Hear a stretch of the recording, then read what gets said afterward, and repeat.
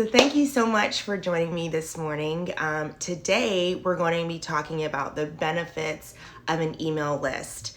And recently, I have created an email list for myself with a newsletter. So every week, I am reposting the full live within my newsletter. But then I also expand on the particular topic that we're covering. So, for example, this week, like I said, we're talking about an email list. Well, in the newsletter, I'll give you a couple more tidbits and then examples of emails that I have sent and how I structure my email. So I give you a little bit more information whenever you are in the newsletter with me. But I genuinely feel there's some other added benefits when having an email list. And I've heard so many nightmares about, people losing their Instagram account or, losing their Facebook account or whatever the case may be, and then having to start all over. Well, if you had an email list, well, then you can just reach everybody and let them know what's going on. So there's a lot of things, like I said, that I'm going to share with you. I'm going to share 5 benefits today on having an email list. So let me share with you kind of in the beginning, my biggest struggle with an email list. I just thought it was too old school. I mean, is it just me? I thought it was just too old school. Like, I was really trying to genuinely think, are people still reading emails in that way, right? Where you're highly connected. Like, I am highly connected to my email because of work. Right? So I literally, like, my corporate job work. So a lot of the things that are going on in my life, if I'm checking my email, it's because of my corporate job. It's the way that I communicate with my kids' teachers, maybe our doctors and the pediatricians and things like that. But then outside of that, I was really thinking, like, how active am I in, like, my personal email, to where when I sign up for, blogs, and because, sometimes when someone, I'll give myself an example. I gave out a free Reels content planner. And in order to get my content planner, you had to join my email list. Well, yes, you signed up and you got the Reels content planner, but then, like, how often were you actually checking your emails afterwards? So I wanted to test it out for myself to see, if it would really work, and if it's something to where, like, I myself would even participate in, right? Because unfortunately, I have a rule in my email to where if you have the word unsubscribe in your email in any way, there's a rule, and I put you in a folder that is full of blogs for myself. And, as I'm trying to do this myself, I'm like, are people doing that to me? So let's kind of talk about the benefits of an email list and how to make sure that you're not someone like me, that your blogs and everything like that is given a rule where you don't pay attention to them, because it's really important to have valuable content in more than one place. So let's talk about email lists.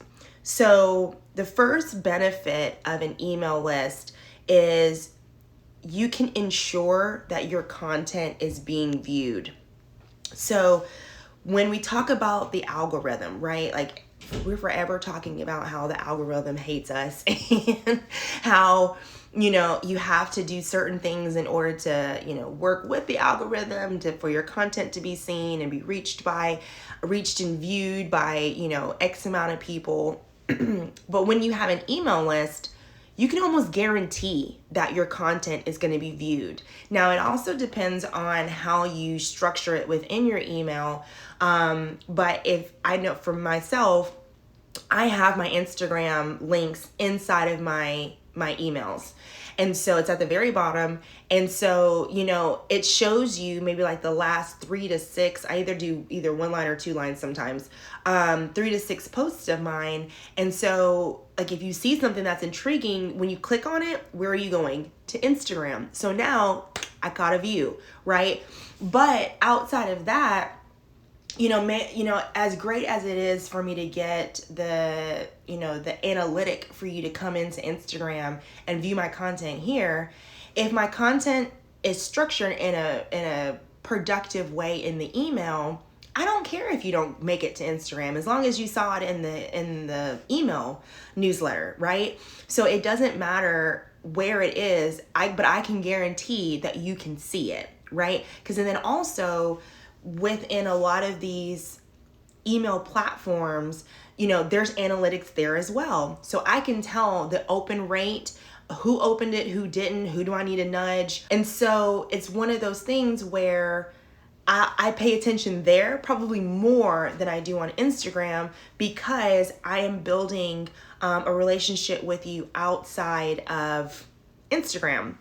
So that's just one of those things where, if you want to make sure that your content in whatever way that, like whatever you're talking about, is being viewed, an email list is genuinely the way. So, when I was talking about in the beginning, like how I was worried that people would put a rule on me that they may not be interested in, interested in my content, that's where the benefit for number 2 is you got to make sure your emails are impactful. But the reason for this is you can expand on a lot of the things that you're talking about on Instagram. So let's talk about Instagram for 2 seconds on, when we talk about the algorithm and stuff like that. So a lot of the times, one, it wants to be a video now, right? Instagram is now trying to become a video platform. But then 2, your caption can get really long. And sometimes it's probably a little too long. And so it's like, sister girl, you might as well have made that an email, because and then I can visually see it a little bit better, right? Because the way that you structure things in email is just pleasing to the eye, where sometimes on Instagram, like all of those little tiny words is like, it's hard to read, and it's hard to read for so long. So you might as well make that an email. So now when you make social media content in your caption, there's a point in there where it's like, well, head over to the email or to my blog or whatever to read more about this, right? Because the way that it's going to look, it can be a lot more impactful than what you can put in like a quick snapshot or a 30-second video or whatever it may be on Instagram. So I feel like you can get better punches of information in emails than on social media. So you can ensure that your content is being viewed. You can have a better impact. And then number 3, it's another way to communicate and connect with your followers, right? So for example, here at Designs by V. Walker, I really do try to make it a tribe here. A lot of the times, for example, like with these lives, if there's a topic that I'm going over and I'm seeing like the comments are blowing up and y'all are kind of having like your own side conversation, kind of narrating a little bit more about what I'm talking about. Like, I love that, right? Because I love building that type of community where we can all speak to each other and really grow together. And I really do try to help connect you to one another, because I know you do that for me, right? A lot of my clients that I get is by word of mouth or referrals. And it happens on social media, but then it also happens in my newsletter, right? It's a place where I've noticed that some of my emails get forwarded to someone else because it's like, ooh, girl, look what she can do. This is what she sends me every morning, and I think this could be beneficial for your business. And so, when I talk to the other person, they say, yeah, I got an example of one of your emails. Like, I've gotten that so many times where it's like, I've seen an example of your email, and so I joined your email list myself so I can constantly see it. But I've changed the way that my emails look now. It's very more designed, hence because I'm a content designer, to showcase my abilities. But that's kind of how I've been able to connect to many more of you, is just showing you my abilities inside of the email. So having another way to communicate is really important. And then, like I said in the beginning, I have had several friends and then have heard many stories on Instagram where, for whatever reason, Instagram was upset or Facebook was upset and locked your account and, froze your account or put you in Instagram jail or whatever the case may be. And now you have, say you have 1 million followers. How are you going to talk to them? Now you have to start all over. You have to start all over. Well, what if those 1 million followers, at least 30% of them was part of your email list? Well, you can just send out an email and say, hey team, like this is what happened, and make sure to check me out and follow me again, and share my page to other folks so I can grow again, and whatever. You can have a better communication there. Also, sometimes I feel like some conversations are just not, it's too redundant on Instagram, and so bringing the conversation to an email or a newsletter or whatever is much better. So like when you talk about maybe something that's going on, an event that you have going on, right? Maybe you're hosting a pop-up shop or something like that. It's great and all to put that on social media because that's one of the ways it's going to be free advertisement for you. But if you want to track like really how many people are going to support you in this, I bet you putting it out in your email is going to be so much better, because you can have, like a private RSVP, or you can give them a gift or anything like that. And I bet you people will show up more if you put it in your email versus just constantly reposting or constantly talking about it on social media. You can't really gauge how successful, or project, let me use that word. You can't project how successful your event's going to be or whatever you got going on is going to be, because all you're basing it off is on views, right? Like that really can't tell you too much unless you're like genuinely engaging and interactive. But you can also do that a lot better in an email. You can tell your followers to reply to me with, whatever, or, have a special sign up for them and they can get a free gift for signing up and RSVPing, like, a seat inside of this, whatever, maybe it's a course or a mastermind, one time or whatever it could be. You can have a better form of communication in an email. So then number 4, just like Instagram, timing is important, right? But with an email, I will have to admit, because I'm so connected to my corporate email, on my phone, I always look at the all inbox, right? Where it's like all of my emails mashed together. So I am still more likely to see it any time of the day, right? I think it's still important to kind of pay attention, your open rate. So do people open it first thing in the morning, in the afternoon, or late in the evening? And I would mix it up a little bit in the beginning to kind of get a better understanding of like what it looks like. But I do feel like no matter what, they're still going to see it. So unlike Instagram, once you post it, like someone's gonna, if you don't post it at like the right time, people are going to miss it. And it's going to be a situation where it's like, dang, they're going to have to dig for you, or you're going to have to really interact with a lot of people for your content to come back to the top, things like that, where you could just be sitting in the top of my inbox first thing in the morning and maybe I missed it, but by lunch I'll go, I'm going to scroll back and look through all of my emails and just, okay, really quick, and I'll eventually see it. So it's one of those things where timing is important, but it's really just, I would say it's either one of 3 times: morning, afternoon, or evening. At one of those times, someone's going to see it. And it doesn't have to be as precise as it is with social media. So I would just know that it's okay, because sometimes even if you have to send an email in the middle of the night, right? If you're a mom like me where you have to work late at night, and you're making the email at night. Well, I make it to where it doesn't send to you first thing in the morning, but say you're just like, you know what, I don't even want to deal with this, and you send it at 12:01. I mean, it's okay. It's okay, because I'm still, as someone that's going to view your content through an email, I'm still going to see it. So don't worry about timing as much. And that is genuinely a true benefit of an email.